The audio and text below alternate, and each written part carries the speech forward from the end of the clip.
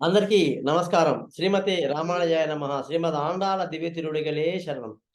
அன்றி உலகம் அளந்தாய் அடி போற்றி சென்றங்கம் தெனிலங்கை சேத்தாய் திருள் போற்றி பொன்றக்கச்சம் புதுத்தாய் புகழ் போற்றி கன்று குளியா வெளுத்தாய் கடல் போற்றி குன்று குடையா வெளுத்தாய் குணம் போற்றி வென்று பகை கெடுக்கும் நின் கையில் வேல் போற்றி என்றென்றும் சேவகமே ஏத்திப்பறை கொள்வான் ఇంద్రియామందం ఇరంగేలో ఎంబావాయ్.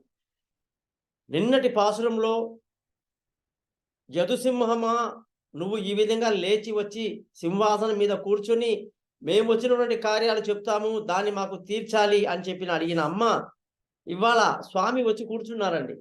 సింహాసనం మీదకి వచ్చి కూర్చున్నారు. భక్తురాలు అంత గొప్పగా పిలిచింది, అంత గొప్పగా తన్ని అంత పెద్ద మృగరాజుతో పోల్చింది.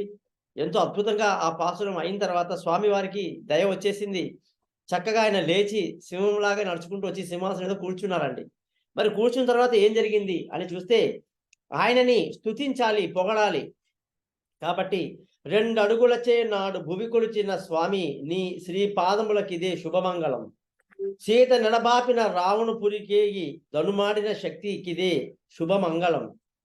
మాయరూప శకటు ధనుచు సంహారగు కృష్ణకీర్తికి మాదు శుభమంగళం. దూడగా వచ్చిన దుష్ట రాక్షస సహిత నిహిత హరి పాదములకిదే శుభమంగళం. గోవర్ధనమెత్తి గోపాల రక్షకుడైన గుణ విశేష కృష్ణకు శుభమంగళం.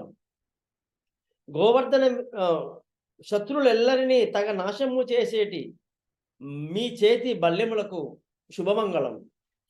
మీ చరిత స్తుతి చేసి తరయింప వచ్చితి మీ అభిప్రాయము మాది యోచించి రమ్ము. ఇంత అద్భుతంగా స్వామివారిని కీర్తిస్తూ గోవిందునికి గోదాదేవి పాడిన మంగళాశాసనం ఎలా ఉందో తెలుగులో చూద్దాం. పూర్వం లోకాలన్నింటినీ నీ అడుగులతో కొలిచిన స్వామి నీ పాదాలకు మంగళం. లంకలోని రక్కసుల్ని అందరినీ ముట్టుపెట్టిన వాడా నీ బాహు బలానికి శుభమంగళం.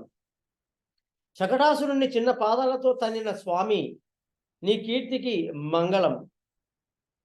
వత్సాసురుణ్ణి ఒడిసెల రాయి వలె విసిరివేసి కపితాసురుణ్ణి కూల్చివేసిన బలశాలి నీ అడుగులకు మంగళం, శుభమంగళం. గోవర్ధనగిరిని గొడుగుగా ఎత్తి కాపాడిన స్వామి నీ కృపకు దివ్యమంగళం. శత్రువులను కూల్చే నీ చేతి దివ్య ఆయుధానికి జయమంగళం. నిత్యయు శుభమంగళం అని ఈ విధంగా ఈ రోజు స్వామివారి శౌర్యాన్ని గానం చేయటమే మా వ్రతం కనుక స్వామి పరై అను వాయిద్యాన్ని పురుషార్థాలను అనుగ్రహించి మా వ్రతాన్ని పూర్తిగా సిద్ధింపజేయవలసినది అని చెప్పేసి అమ్మవారు చెప్పటం జరుగుతుందన్నమాట. మరి ఈ విధంగా స్వామివారిని అనేక రకాలుగా కీర్తించిన అమ్మ 3వసారి వామనావతారిని మనకు గుర్తు చేసింది. 3వ పాసురంలో అండ్రి ఒలహం అలందాయి అడిపోట్రి అక్కడి నుంచి అంబరమే తన్నీరే షోరే అనేటువంటి పాసురంలో స్వామివారిని మళ్ళీ వామనావతారంలో కీర్తించి 3వసారి 24వ పాసురంలో అండ్రి ఒలహం అలందాయి అడిపోట్రి అని చెప్పి మనకు వామనుడిని మనకు గుర్తు చేసింది. నేను అనుకోవటం ఏంటంటే అమ్మవారి యొక్క అభిప్రాయం ప్రకారంగా మహావిష్ణువు యొక్క అవతారాలలో వామన అవతారానికి అత్యధికంగా ప్రాచుర్యత ఇచ్చారని చెప్పేసి మనం చెప్పొచ్చు. ఎందుకంటే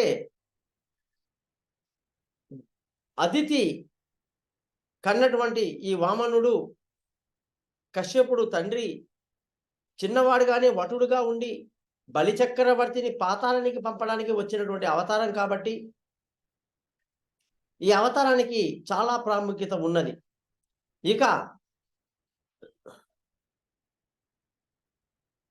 గోవర్ధన గిరిధారి గోపీ మానస తోరి గోవర్ధన గిరిధారి గోపీ మానస చోరీ గోవర్ధన గిరిధారి నరకాసుర సంహారీ నరకాసుర సంహారీ మురళీ మానస యదుచారి మురళీ మానస యదుచారి జగమెరిగిన సూత్రధారి జగమెరిగిన సూత్రధారి జగతికి నీవే ఇహదారి జగతికి నీవే ఇహదారి గోవర్ధన గిరిధారి శ్రీమద్ ఆండాళ దివ్య తిరుడుగలే శరణం.